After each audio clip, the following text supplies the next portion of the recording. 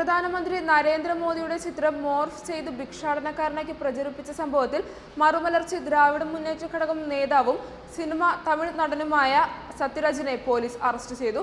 നാഗപട്ടണം സ്വദേശിയാണ് സത്യരാജ്. ഇയാൾ മോദി ഭിക്ഷാടന പാത്രവുമായി നിൽക്കുന്ന ചിത്രം മോർഫ് ചെയ്യുകയും പിന്നീട് സമൂഹ മാധ്യമങ്ങളിൽ പ്രചരിപ്പിക്കുകയുമായിരുന്നു. സംഭവത്തെ തുടർന്ന് സത്യരാജിനെതിരെ പരാതിയുമായി BJP രംഗത്തെത്തിയിരുന്നു.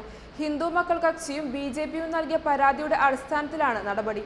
പ്രധാനമന്ത്രി പിച്ചപാത്രം എടുത്തു നിൽക്കുന്ന ഫോട്ടോ മോർഫ് ചെയ്ത് സോഷ്യൽ മീഡിയയിൽ പോസ്റ്റ് ചെയ്തെന്ന പരാതിയിന്മേലാണ് നടപടിയുണ്ടായിരിക്കുന്നത്. പ്രധാനമന്ത്രിയുടെ മധുര റാലിക്ക് മുന്നോടിയായിരുന്നു സത്യരാജിന്റെ പോസ്റ്റ്. IPC 504, 505 വകുപ്പ് പ്രകാരമാണ് അദ്ദേഹത്തിനെതിരെ കേസെടുത്തിരിക്കുന്നത്. AIIMSന് തറക്കല്ലിടൽ ചടങ്ങിനായി മോദി കഴിഞ്ഞ ദിവസം മധുരയിലെത്തിയിരുന്നു. മധുരയിൽ MDMK നേതാവ് വൈക്കോയുടെ നേതൃത്വത്തിൽ അദ്ദേഹത്തിനെതിരെ പ്രതിഷേധവും ഉയർന്നിരുന്നു.